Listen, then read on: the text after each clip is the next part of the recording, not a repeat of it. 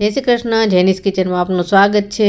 તો ફ્રેન્ડ્સ, આજે આપણે બનાવવાના છીએ ગોળ કેરીનું અથાણું, અને એ પણ આપણે બનાવશું લાલ મરચાંવાળું।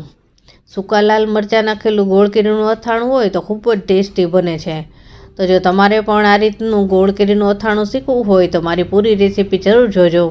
અને જો મારી રેસીપી પસંદ આવે ને તો મારી ચેનલને લાઇક, શેર અને સબસ્ક્રાઈબ જરૂરથી કરી દેજો। તો ચાલો આપણે બનાવીએ ગોળ કેરીનું અથાણું।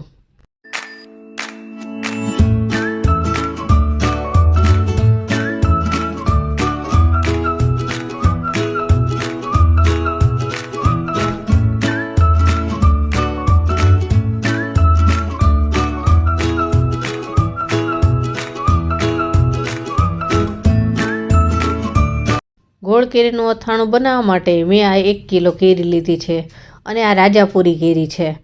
તમે કોઈ પણ અથાણા બનાવો તો રાજાપુરી કેરીથી બનાવશો તો ખૂબ જ સરસ ટેસ્ટી બનશે। એમાં પણ ગોળ કેરીનું અથાણું જ્યારે બનાવવાનું હોય ને ત્યારે તો રાજાપુરી કેરીનો જ ઉપયોગ કરવો। એ એકદમ મોટી સાઇઝની હોય છે, એટલે આ રીતના મોટા ગરફવાળા પીસ હોય છે, અને અથાણું ખૂબ જ સરસ બને છે। અને આના પીસ મેં મોટા જ કરાવ્યા છે, કેમ કે અથાણું જેમ જેમ જૂનું થાય, ગળતું જાય, એમ એના પીસ થોડા નાના થતા જાય છે। એટલે આ રીતના આપણે મોટા પીસ કરાવેલા છે। તમારે જો નાના પીસ રાખવા હોય તો નાના પણ રાખી શકાય, પણ હું આ રીતે મોટા પીસ જ કરું છું। તો ચાલો હવે આમાં આગળ શું પ્રોસેસ કરવાની છે એ જોઈ લઈએ। હવે સૌથી પહેલાં આપણે કેરીની ખટાશ ઓછી થઈ જાય અને કેરીની અંદર જે પાણીનો ભાગ હોય એ નીકળી જાય, એના માટેની પ્રોસેસ કરવાની છે। તો આપણે 3 ચમચી જેટલી હળદર આની અંદર નાખવાની છે। હળદર અને મીઠું એની સાથે નાખીશું એટલે કેરીનું પાણી અને ખટાશ બંને દૂર થઈ જશે। તો આપણે 3 ચમચી જેટલું મીઠું નાખીશું। તો હળદર અને મીઠું આપણે બંને આમાં ઉમેરી દીધું છે। હવે આ હળદર અને મીઠું કેરીના બધા જ પીસ ઉપર સારી રીતે લાગી જાય એ રીતે મિક્સ કરી લેવાનું છે। આ રીતે ચમચાના મદદથી આપણે મિક્સ કરીશું એટલે બધા જ પીસ ઉપર સરસ હળદર અને મીઠું લાગી જશે।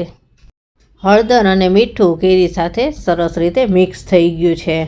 આ રીતે ઉપર નીચે થોડું કરતું રહેવાનું, એટલે હળદર અને મીઠું સરસ મિક્સ થઈ જાય। થોડી વારની અંદર પાણી આમાંથી છૂટશે એટલે સરસ રીતે મિક્સ થઈ જશે। હવે આને આપણે ઢાંકી અને 8 થી 10 કલાક માટે રેસ્ટ આપવાનો છે। 8 થી 10 કલાક આ રીતે હળદર મીઠામાં કેરી રહેશે એટલે એમાંથી બધું જ પાણી નીકળી જશે, અને પછી જ આપણે આગળની પ્રોસેસ કરવાની છે। તો 8 થી 10 કલાક જેવો સમય થઈ ગયો છે, અને હવે આપણે કેરી જોઈ લઈએ। જો આનો કલર પણ એકદમ બદલાઈ ગયો છે, અને કેરીમાંથી ઘણું બધું પાણી પણ નીકળ્યું છે, એટલે આની ખટાશ અને પાણીનો ભાગ હોય એ બધો જ નીકળી જાય જો આ રીતે, અને પીસ પણ થોડા સોફ્ટ થઈ જાય। તો હવે આ કેરીને આપણે સૂકવવાની છે। તો હવે આ મેં એક કોટનનું કપડું લઈ લીધું છે, અને કોટનના કપડા ઉપર આપણે કેરી સૂકવવાની છે। આ રીતે આપણે એક એક પીસ છૂટા છૂટા સૂકવવાના છે, એટલે કેરીમાંથી જે કાંઈ ભેજ હોય એ બધો જ દૂર થઈ જાય। અને આને આપણે પંખા નીચે સૂકવવાનું છે, તડકામાં નથી સૂકવવાનું। જો તડકામાં સૂકવશો તો કેરી એકદમ સૂકી થઈ જશે, એટલે તડકામાં નથી સૂકવવાનું। પંખામાં આપણે એટલી જ વાર સૂકવવાનું છે કે આની અંદરનો ઉપરનો જે ભેજ હોય છે એ બધો દૂર થઈ જાય। એટલે 2 થી 3 કલાક આને આપણે રાખીશું તો સરસ એનો ભેજ દૂર થઈ જાય, અને પછી આને આપણે અથાણું બનાવવાનું છે। તો બસ આ રીતે આપણે બધા જ પીસ છૂટા છૂટા સૂકવી દેવાના છે। છૂટા પીસ રહેશે એટલે બધામાંથી એકદમ ભેજ દૂર થઈ જશે। જો થોડો પણ ભેજ રહી જાય ને તો અથાણું બગડી જતું હોય છે, એટલે આને આપણે એકદમ સરસ ભેજ દૂર થઈ જાય ત્યાં સુધી સૂકવવાનું હોય છે। તો બધી જ કેરી આપણે આ રીતે છૂટી છૂટી સૂકવી દીધી છે, અને આટલું પાણી નીકળેલું છે।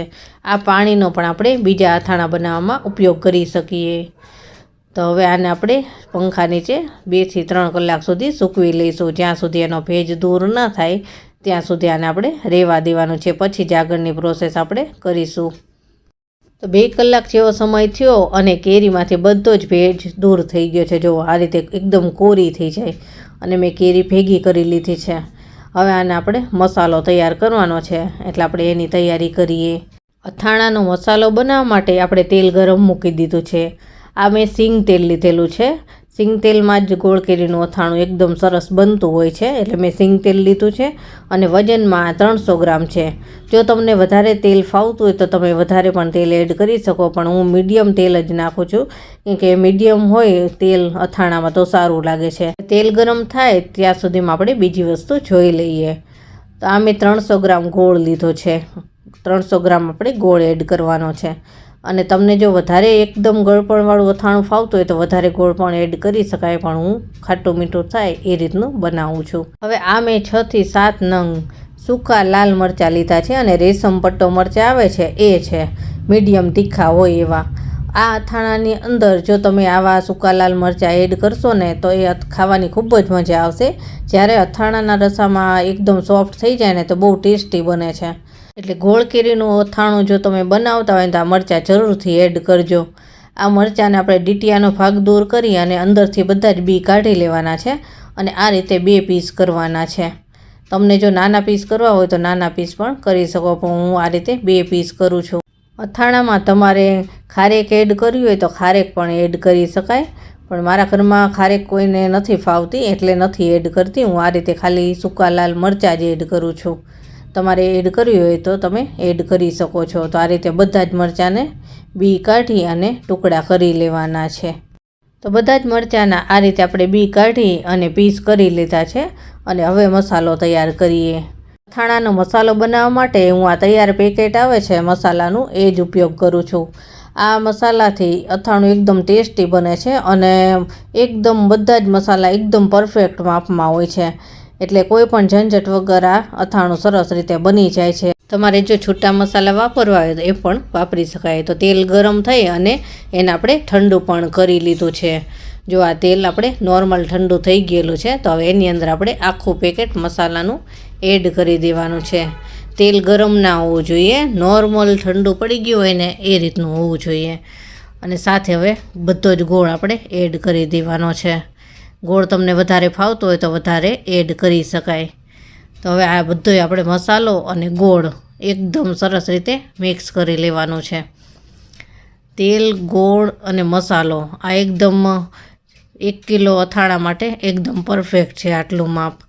જો એકદમ સરસ રીતે મિક્સ થઈ ગયો. અને આ તૈયાર જે મસાલો હોય છે એનો કલર પણ એકદમ સરસ આવે, લાલ ચટાક. તો હું તો એનો જ ઉપયોગ કરું છું. તો બસ આ થોડી જ વારની અંદર મસાલા અને તેલ, ગોળ બધું મિક્સ થઈ ગયું છે. ગોળને આ રીતે આપણે ભૂક્કો કરીને જ લેવાનો છે, એટલે એકદમ સરસ રીતે ઝડપથી અથાણાની અંદર મિક્સ થવા લાગે. તો બસ આ થોડી જ વારની અંદર બધું જ મિક્સ થઈ ગયું છે. ગોળના જો કોઈ ટુકડા હોય તો એને આ રીતે ચમચાની મદદથી દબાવી અને ભાંગી નાખવા. તો બસ આ મસાલો હવે તૈયાર છે અને હવે આગળની પ્રોસેસ કરીએ. તો તૈયાર થયેલા મસાલાની અંદર આપણે બધી જ કેરી એડ કરી દઈશું. આપણે પહેલાં કેરી એડ કરીશું અને પછી જ આપણે સૂકા લાલ મરચાં એડ કરવાના છે. તો બધી જ કેરી એડ કરી દીધી છે. હવે આપણે સૂકા લાલ મરચાં એડ કરી દઈએ. સૂકા લાલ મરચાં આની અંદર મિક્સ કરતા સમયે થોડું ધ્યાન રાખવાનું કે એના ટુકડા ના થઈ જાય, ભાંગી ના જાય. એટલે આ રીતે હળવા હાથે આને મિક્સ કરી લઈશું. આ અથાણું જેમ જેમ જૂનું થશે ને એમ ગોળ ઓગળતો જશે અને એનો રસો એકદમ સરસ ટેસ્ટી ખાટો મીઠો બનીને તૈયાર થશે. અને તેલ પણ એનું એકદમ સરસ રીતે ઉપર આવી જશે, બધું જ સરસ મિક્સ થઈ જશે ને એટલે તેલ થોડુંક ઓછું લાગે, પણ જેમ જેમ કેરી ને બધું સોફ્ટ થશે અને ગોળ ઓગળશે એટલે તેલ ઉપર આવશે અને પછી એકદમ સરસ રીતે પરફેક્ટ આ દેખાશે. તો બસ આ આપણું અથાણું તૈયાર છે અને હવે આને આપણે કાચની બરણીની અંદર ભરી લેવાનું છે. જો થોડી જ વારની અંદર ગોળ ઓગળવા લાગ્યો છે અને અથાણું એકદમ રસદાર થવા લાગશે ને તેલ પણ ઉપર આવવા લાગશે. જો તેલ હવે દેખાય છે. જેમ જેમ અથાણું જૂનું થાય ને એમ તેલ ઉપર આવતું જાય અને એકદમ રસો સરસ થઈ જાય. તો બસ હવે આ તૈયાર છે અને ભરી લઈએ હવે આપણે બરણીમાં. તો મેં આ કાચની બરણી લીધી છે અને આ કાચની બરણીને સારી રીતે ધોઈ એકદમ તડકે તપવી અને પછી જ ઉપયોગ કરેલો છે, જરા પણ એમાં ભેજ નથી. તો આ રીતે ચમચાની મદદથી આપણે અથાણું ભરી લઈએ. અને અથાણું આ તૈયાર થતાં 15 દિવસ લાગે છે. આ રીતે આપણે બરણીમાં ભરીને મૂકી દઈએ ને પછી 15 દિવસ પછી આ એકદમ ટેસ્ટી અથાણું બનીને તૈયાર થાય. અને 2-3 દિવસે એક વખત આ અથાણાને આપણે ચમચાથી મિક્સ કરતું રહેવાનું હોય છે, 2-3 દિવસ થાય એટલે ચમચાની મદદથી એને ઉપર નીચે થોડું કરીએ ને તો ગોળ ઉપર નીચે થાય અને સરસ રીતે મિક્સ થઈ જાય. એટલે એ પ્રોસેસ કરતું રહેવાનું. તો બસ બધું જ અથાણું આ ભરાઈ ગયું છે આપણું. અને આને આપણે એકદમ સરસ એરટાઈટ ઢાંકણ ઢાંકી દેવાનું છે. અને 2-3 દિવસે જે મેં કીધું કે ચમચાની મદદથી આપણે એને હલાવતું રહેવાનું, એ પ્રોસેસ કરતું રહેવાનું. અને આને સાઈડમાંથી પણ બધે જ્યાં કંઈ અથાણું ચોટેલું હોય તો એ સાફ કરી લેવાનું, એટલે ફૂગ ના થાય. તો બસ આપણે ભરી લીધું છે. અને હવે આપણે 15 દિવસ પછી કેવું અથાણું તૈયાર થયું છે ને એ પણ હું તમને બતાવું, એટલે તમને ખ્યાલ આવે કે કેવું અથાણું તૈયાર થાય છે. તો બસ હવે 15 દિવસ પછી આપણે જોઈએ. તો 15 દિવસ થઈ ગયા છે અને હવે આપણે અથાણું જોઈ લઈએ.